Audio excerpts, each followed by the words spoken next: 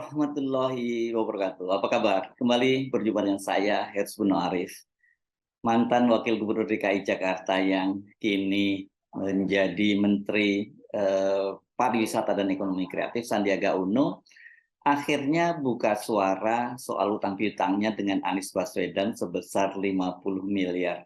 Namun alih-alih menjernihkan situasi, pernyataan Sandiaga Uno ini malah menimbulkan tanda tanya bahkan juga spekulasi baru. Setelah saya sholat istikharah, setelah saya menimbang konsultasi dengan keluarga, saya tidak ingin melanjutkan pembicaraan mengenai ini. Itu dikatakan oleh Sandiaga Uno ketika ditanya wartawan saat menghadiri hari lahir seabad Nahdlatul Ulama di Jawa Timur hari Selasa kemarin tanggal 7 Februari 2023. Mari kita tatap masa depan dengan penuh rasa sukacita, gembira dan persatuan dan kesatuan bangsa kita. Itu kata Sandiaga Uno. Sekilas ini tidak ada yang salah dengan pernyataan Sandiaga Uno, malah sangat benar. Sebagai orang yang beragama, khususnya beragama Islam, jika menghadapi situasi atau pilihan yang sulit atau persoalan yang berat, itu paling tepat ya melaksanakan sholat istikharah. Ini minta petunjuk kepada Allah Subhanahu wa Ta'ala, minta dipilihkan mana yang terbaik di antara pilihan-pilihan itu. Tapi masalahnya ini menjadi lain karena pernyataan Sandiaga Uno ini terkesan seolah benar bahwa Anies Baswedan itu memang punya utang kepadanya sebesar 50 miliar dan seperti yang dikatakan oleh Erwin Aksa, sampai sekarang belum dibayar. Kalau kita mengamati media sosial, soal Anies ngemplang utang itu sekarang jadi bahan gorengan ya, termasuk ini sejumlah politisi yang selama ini selalu berseberangan dengan Anies Baswedan. Salah satunya jelas ini Luhut Sitompul. Saya juga punya kesan, ini banyak media yang punya persepsi yang sama seperti itu. Memang benar Anies belum membayar utangnya kepada Sandiaga Uno dan sekarang Sandiaga Uno sudah mengikhlaskannya. Itu persepsi yang muncul di media. Coba perhatikan beberapa berita ini. CNNindonesia.com membuat judul beritanya seperti ini. Setelah sholat istikharah, Sandiaga relakan utang Anies 50 miliar. Warta Ekonomi membuat judul Sandiaga Uno relakan utang Anies 50 miliar rupiah usai sholat istikharah, kemudian loyalis Jokowi, akhirnya titik-titik semoga jadi berkah buat Anies. Nah, sementara ini PopTrend, ini ada bombastis ya, poptrendsuara.com, ini menulis, Anies Baswedan tak kunjung bayar utang 50 miliar rupiah. Itu pakai tanda tanya ya. Sandiaga Uno relakan usai sholat istikharah. Jadi hampir semua persepsi yang muncul adalah Sandiaga Uno itu sudah ikhlas, sudah merelakan utangnya nggak dibayar lah oleh Anies Baswedan. Kira-kira begitu kalau kita baca judul-judul dari media. Bahwa tidak ada kalimat relakan atau ikhlaskan itu yang muncul dari mulut Sandiaga Uno. Itu benar, memang tidak ada. Itu penafsiran yang muncul dari pernyataan Sandiaga Uno. Coba kita cermati lagi ya pernyataannya. Setelah saya sholat istiqoroh, setelah saya menimbang konsultasi dengan keluarga, saya tidak ingin melanjutkan pembicaraan mengenai ini. Mengapa ya Sandi memilih kalimat yang ini interpretatif, bukan kalimat langsung yang menegaskan bahwa sesuai dengan perjanjian yang dia buat dengan Anies Baswedan, jika mereka menang Pilkada DKI Jakarta 2017, maka utang piutang itu akan dianggap lunas. Dan faktanya kan mereka ini berdua sudah memenangkan Pilkada 2017 DKI Jakarta dan kemudian mereka dilantik menjadi pasangan gubernur dan wakil gubernur.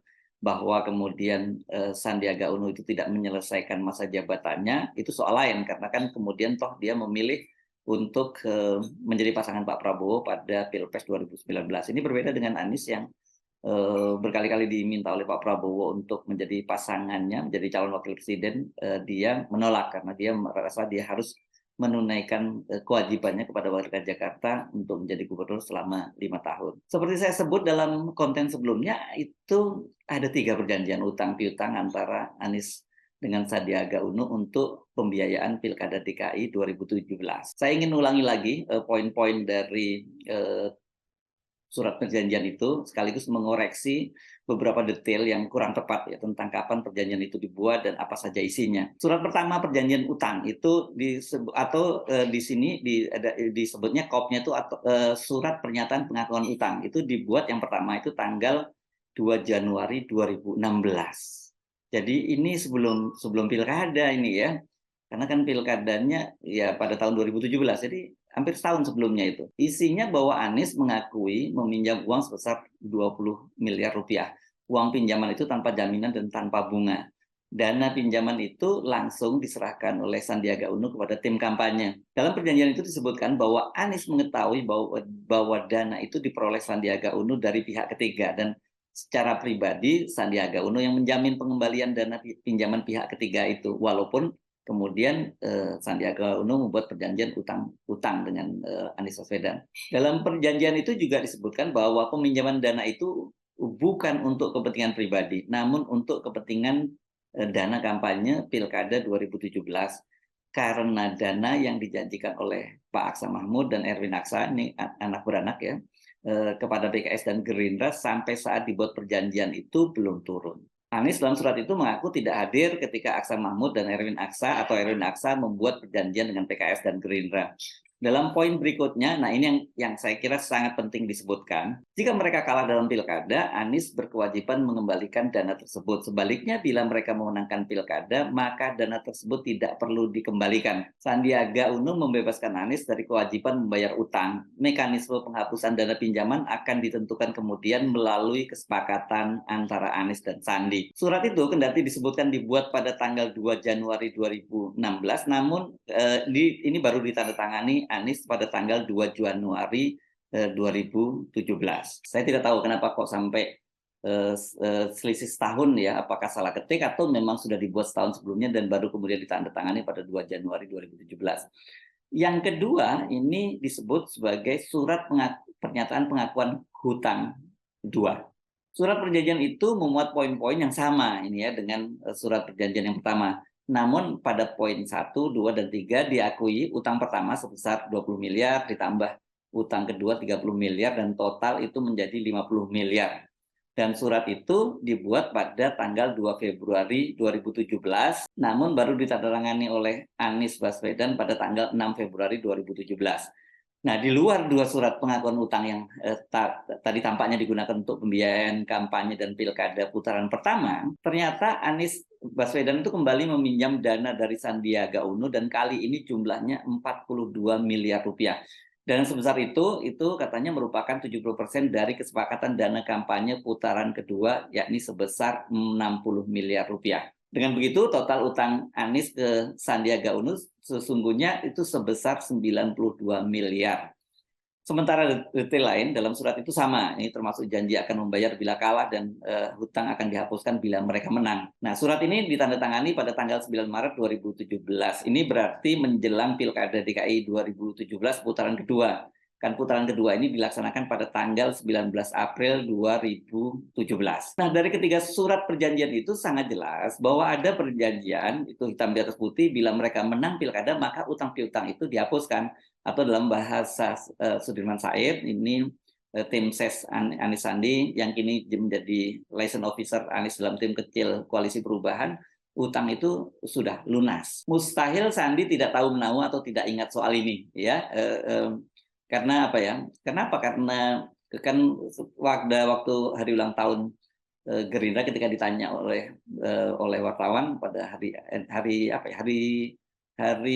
kemarin, hari Senin itu, Sandiaga Uno menyatakan bahwa dia tidak mau berkomentar, dia no komen karena dia belum membaca beritanya gitu ya.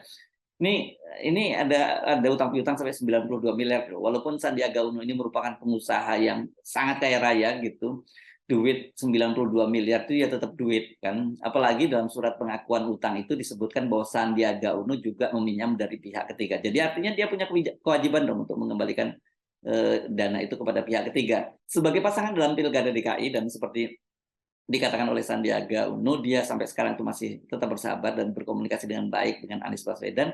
Harusnya kan soal ini dia jelaskan secara transparan. Termasuk mengapa kok yang disebutkan oleh Erwin Aksa hanya 50 miliar utang yang belum dibayar. Apakah uang utang baru pada putaran kedua sebesar 42 miliar itu sudah dibayar atau ada pihak lain yang sudah menyelesaikan? Ini kan kita sampai sekarang belum tahu duduk persoalannya seperti apa. Sandiaga Uno juga pasti tahu bahwa isu ini ya, isu itu kan sekarang digunakan oleh pihak-pihak yang berseberangan dengan Anies Baswedan sebagai senjata untuk menggorengnya lah gitu ya. bahwa Anies ini adalah orang yang tidak amanah, tidak membayar utang, ngemplang utang, dan juga yang paling penting menurut saya berat ini tidak tahu berterima kasih ya, gitu ya. Sebab sebelumnya kan Sandiaga Uno juga bicara ada perjanjian politik antara Anies dengan Prabowo. Pada waktu itu Sandi juga tidak menyebut secara spesifik apa janji-janji ini, dan dia hanya minta bahwa dia mengetahui dan dia ikut menandatangani ada janji, dan dia menyatakan bahwa dia masih terikat dengan janji itu sampai sekarang, dan dia berkomitmen untuk memenuhi janji itu. Sementara detailnya dia waktu itu kan menyarankan media untuk bertanya kepada Fadlizon, karena Fadlizon yang disebut membuat draft. Sementara yang menyimpan dokumen itu adalah Sufmi Dasko Ahmad, Ketua Harian Partai Gerindra. Tapi pada waktu itu Sufmi Dasko menyatakan bahwa ya betul, dia mengakui dia menyimpan dokumen itu, tetapi kata dia itu hanya untuk kepentingan internal, tidak dibicara kepada publik. Sementara Fadlizon juga terkesan enggan untuk bicara soal itu, dan dia hanya menyatakan bahwa ada 7 poin yang di dalam perjanjian itu, dan itu bicara soal pilkada. Fadlizon tidak menyinggung soal janji untuk Anies agar tidak nyapres berhadapan dengan Prabowo. Karena padahal kan Sandiaga Uno juga pasti tahulah, karena publik dan media itu juga menafsirkan bahwa yang disebut sebagai perjanjian Pak Prabowo dengan Anies itu adalah bahwa Anies tidak akan pernah maju nyapres berhadapan dengan Prabowo, termasuk tentu saja pada Pilpres 2024 nanti. Nah, sekarang kan Anies akan maju menjadi Capres 2024 pada Pilpres 2024, dan bahkan ini sudah ada 3 komitmen dari 3 partai, Nasdem, Demokrat, dan PKS yang akan mengusungnya. Ini saya menyebutnya komitmen ya, karena belum deklarasi dan belum diserahkan kepada KPU ya. Nanti baru resmi kalau sudah diserahkan kepada KPU pada pendaftaran calon presiden. Sementara Prabowo kan juga sudah menerima mandat dari Gerindra untuk kembali maju menjadi Capres 2024. Siapa partai yang akan mendukung dan mengusung Prabowo, dan siapa capresnya sampai sekarang, cawapresnya maksud saya, sampai sekarang belum jelas.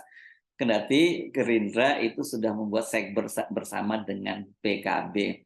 Nah, kisruh soal utang piutang Anies ke Sandi ini sesungguhnya kalau kita membaca dokumen pengakuan utang tadi jelas dulu persoalannya. Jadi dokumennya masih ada, poin-poin dan isi perjanjian itu juga jelas. Jadi wajar kalau Anies dan timnya kemudian merasa ini disudutkan, dan mereka mengaku dengan terpaksa harus membocorkan apa sesungguhnya isi perjanjian itu. Sayangnya nih, hak eviden atau bukti keras dari perjanjian itu berupa dokumennya itu sampai sekarang ini tidak diperbolehkan untuk dipublish. Namun saya sudah menyaksikan dan membaca dokumen itu. Karena ini tadi kan Sandiaga Uno juga bicara soal memakai terminologi agama, soal sholat istiqoroh dan sebagainya, dan ini yang terjadi kan sekarang kesannya ini kan muncul fitnah gitu ya terhadap Anies Baswedan. Ini sayang sekali kalau sampai kemudian fitnah terhadap Anies kok dibiarkan menggantung seperti itu. Harusnya kan soal-soal semacam ini dibikin clear gitu, sehingga seperti yang dikatakan oleh Sandiaga Uno tadi, jadi kita sama-sama menghadapi Pilpres 2024 ini dengan perasaan gembira dan dengan rasa persatuan dan kesatuan, jadi tidak saling menjatuhkan gitu ya. Saya sebenarnya sampai jumpa lagi. Wassalamualaikum warahmatullahi wabarakatuh.